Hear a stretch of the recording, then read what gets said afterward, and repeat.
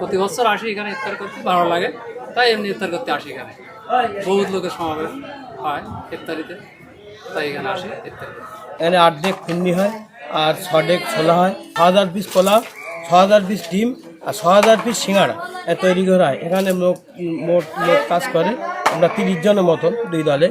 আর হচ্ছে এখানে আপনার যে পরিবেশ সুন্দর, আল্লাহর রহমতে এখানে সবাই সওয়াবের আশা আছে। আমরা এখানে যে কাজ করতেছি আল্লাহর খুশি করার জন্য। ভোর 5টা থেকে সন্ধ্যা পর্যন্ত আমরা শ্রম দেই। আমরা খুব কম টাকায় শ্রম দিই এখানে। মনে করেন এই 6000 মাল সবই আমাদের মাঠে বন্টন হয়। আমরা এখানে খুব ভালোভাবে কাজ করতেছি, আমাদের কোনো সমস্যা হয় না। আমরা আসি ভাই প্রতি বছর এই জায়গায়, আমাদের ভালোই, আমরা পায়ে লাভ আছে আপনাদের দোয়ায়, আমরা কোনো পাইনি। আমরা দুটো ভালোই, আমাদের সবাই ভাইরা ভাইরা বললো, ভাইরা বিশালে আমাদের জন্য কষ্ট করে। এই অনুদান মেলা যায় তা আসে ভাই, আল্লাহ দিলে আমাদের দোয়ায়, আপনাদের দোয়ায় সব কিছু আমরা ভালোই পাইছি। এটা একটা জীবন্ত কেরামতি। যারা পীর ওলি আল্লাহ বিশ্বাস করেন তারা হয়তো তাদের কাছে এটা একটা অনেক গর্বের ব্যাপার। আর যারা এটা মোটেও এটা আমলে নেন না যে পীর কেবলা মরে গেছে, অনেকে বলে যে পীর কেবলা মরে গেছে, যে কোনো পীর সাহেব মরে গেছে, সব কিছু শেষ হয়ে গেছে। তো এই যে ইফতার মাহফিলে এটা তার প্রমাণ। এখানে প্রতিদিন সর্বনিম্ন 9 থেকে 10,000 লোকের ইফতারের ব্যবস্থা করা হয় এবং এই টাকাটা, এই অর্থটা পার ডে প্রায় নিরানব্বই 3 লাখ টাকার মতো এক একজন আর কি এই ইফতার মাহফিলের প্রতিদিনের যে খরচ। মজার বিষয় হলো এই খরচটা এখানে দান করার জন্য অনেক উৎসুক আছে। আপনি চাইলেও প্রতি বছরের যদি মনে করেন এই বছরে আপনি ইফতার দিবেন, কিন্তু আপনি এই বছরের অত সিরিয়াল পাবেন না। আসলে আমাদের এখানে প্রচার বিমুখ, আমরা বাংলাদেশি লোকেরা আমরা জানি না যে খানবাদা সম্পর্কে তার কোনো বেসিক ধারণা আমাদের মাঝে নাই। আর ঢাকা ইউনিভার্সিটির তৈরির পিছনে ওনার যে ঐকান্তিক প্রচেষ্টা এবং ওনার এই প্রচেষ্টার ফলে ঢাকা ইউনিভার্সিটি তৈরি হয়েছে, অথচ আমরা টিভির প্রিন্ট মিডিয়ার মাধ্যমে আপনাদেরকে ইলেকট্রনিক মিডিয়ার মাধ্যমে জানাতে চাই এবং এই বিষয়ে আমরা বাংলাদেশের লোকেরা আমরা অনেক অবগত নই। এইখানে যে পরিমাণ ইফতার মাহফিল হয়, এখানে যারা সবাই এখানে অংশগ্রহণ করে বিভিন্ন দূর থেকে আসে শুধুমাত্র পীর কেবলার একটু দোয়া পাওয়ার আশায়।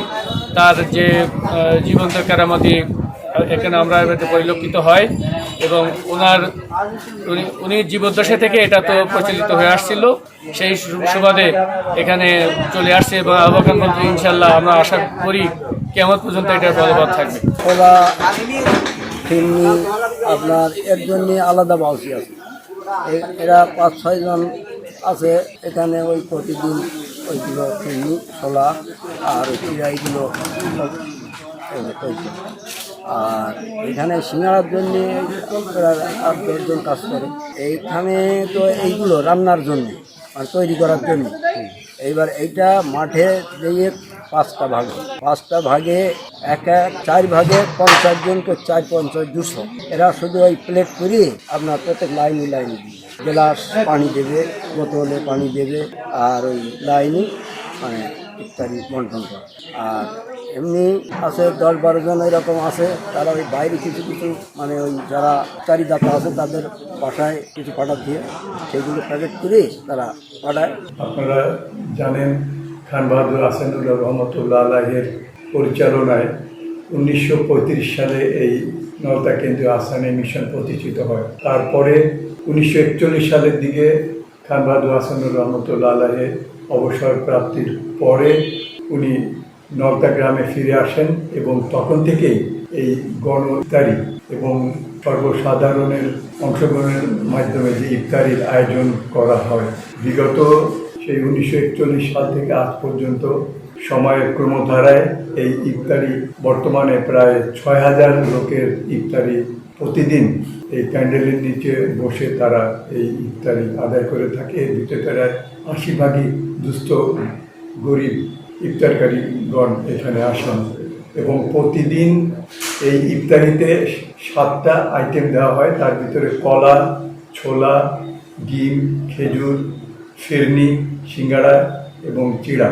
আমরা প্রতিদিন এই 7000 লোকের ইফতারির আয়োজন করে থাকি। উনি যে মিশন প্রতিষ্ঠা করেছিলেন তার মোটো হচ্ছে সোচ্চার ইবাদত এবং সৃষ্টির সেবা।